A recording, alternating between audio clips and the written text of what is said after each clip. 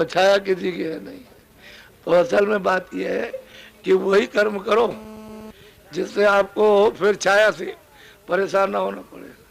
अच्छा काम करो, बुरा काम कोई मत करो। रोज मना करते, जब रोज मना करते तो आप क्यों गिरते हो? ये तो सोचना चाहिए। तो अभी आपने प्रयागराज में जा करके अपनी आंखों से देखा, तुम समझते थे बाबा जी ऐसे ही कह रहे थे, ऐसे होगा ऐसा नहीं होगा, ये बात कर रहे थे ना तुमने। वहां तो सब ये कहते हैं कि हिंदुस्तान कर भर के साधु इकट्ठे हो जाए, तो इस तरह का मानव कुंभ यहाँ नहीं लगा सकते हैं। और मतलब है कि एक आदमी के परिश्रम से वो देखो क्या हो गया। ये तो सोचने की चीज है।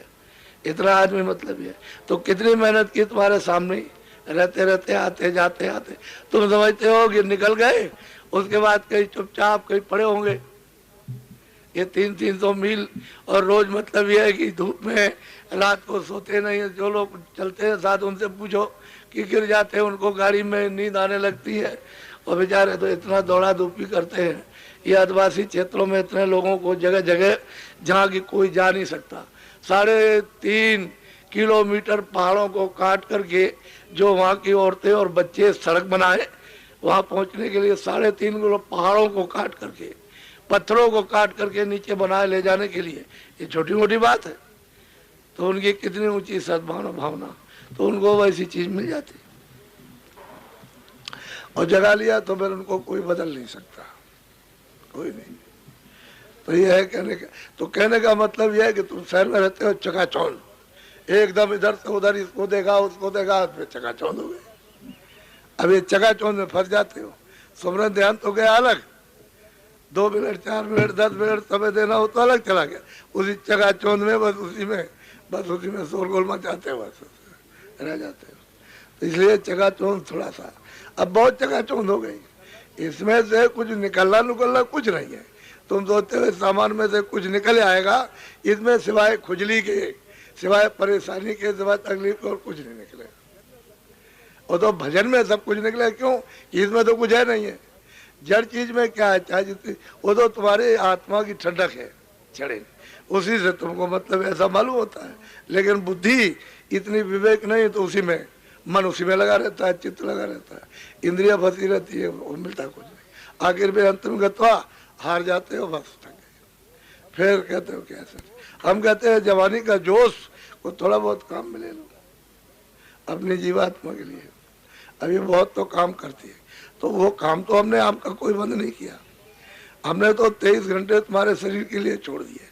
दफ्तर का, दुकान, खेती का काम, बच्चों की सेवा सब करो। फिर ये भी नहीं कहा तुमसे कि आप मत खाइए, तुम 100 बार खाओ, अनाज सब्जी फल दूध की, अच्छे मकान में रहो, भी बात नहीं। यानी कोई बात ऐसी नहीं की जिससे किसी को संदेह हो, और फिर भी उसी में गिरते हो। तो देखो अभी नीम सारण में जहाँ 88,000 लोग कहते हैं कि ऋषियों ने तपस्या की, और तपस्या करके मंत्रणा की कि कलयुग आगे आएगा। लोगों ने पूछा कब आएगा, कह लगे वो तो मतलब है कि बता दिया जाए कब आएगा, लेकिन आगे आ रहा आगे। तो उसके लिए जीव तो सब पापाचारी हो जाएंगे। तो इनके लिए कुछ सहारा, कुछ कल्याण गति के लिए तो उस समय पर वो भागवत लिखी। आप इसको सुनोगे, इस पर विचार। शास्त्रों को तो समझ नहीं सकते हो, वेदों के श्लोक को नहीं समझ सकते हो, तो उन्होंने एक आधार पकड़ाया कि जीव कुछ सुनते रहेंगे और कुछ सोचते रहेंगे तो कुछ बदलेंगे अपने आप को। लेकिन वो भी भागवत भी घोंट के पी गए, और सत्यनारायण की कथा तो रोज पी जा रही, रोज कुछ नहीं। तो वो काम मत करो कि वो इस तरह का। तो उसी जगह पर 13 जुलाई से और 22 जुलाई तक एक महामानव, अब वो प्रयागराज में कुछ भी मानव नहीं था, कुछ भी नहीं था, एक तरह का ना समझिए। और यहाँ जब देखिएगा वो मानव कुंभ, एक कर्म प्रायश्चित का जो मानव कुंभ लगेगा, तो इस वक्त में चकाचौंध हो जाएंगे।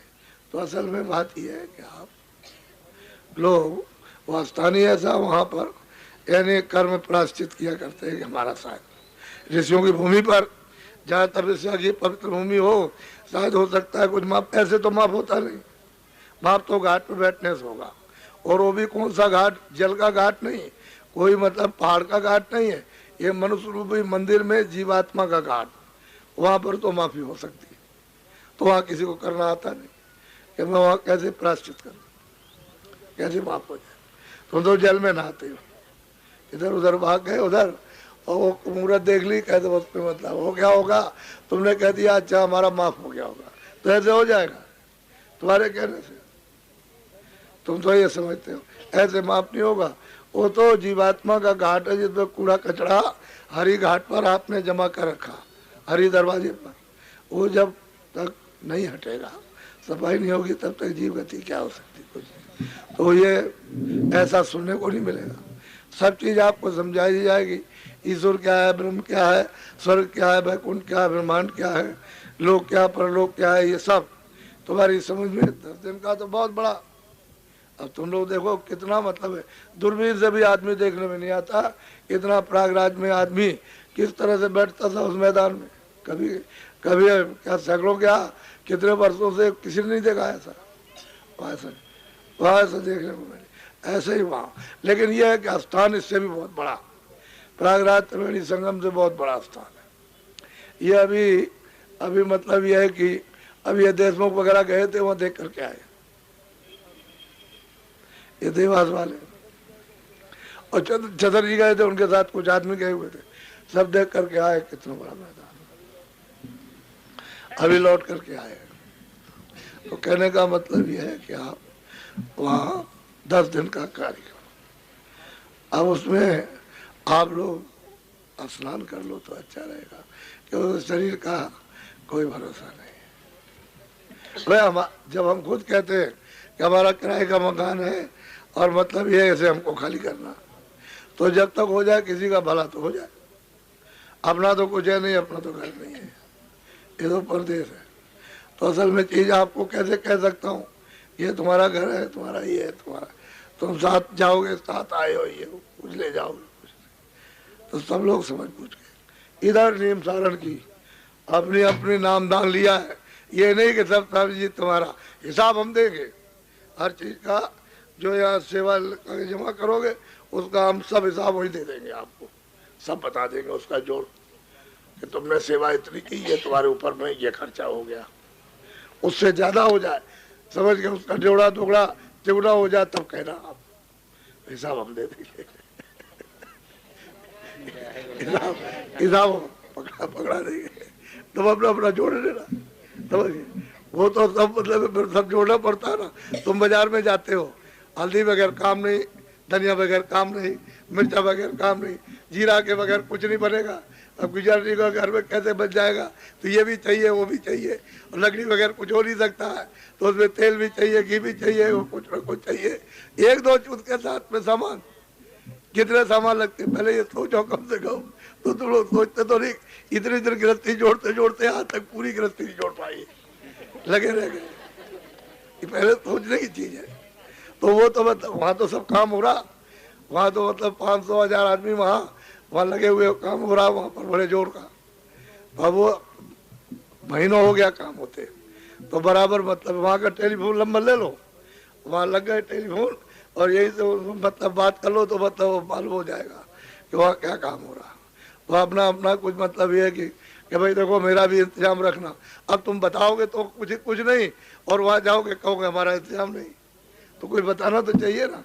किसी के घर में आओ 100 आदमी आ रहे हैं, तो बताओ आप, फिर भी सब कुछ करते हुए, शादी विवाह रिश्तेदारी करते हुए, इतना देने के बाद भी कहता कुछ नहीं दिया, फिर भी सब जगह डडोरा पीटता, तो तुम कितने परेशान होते हो।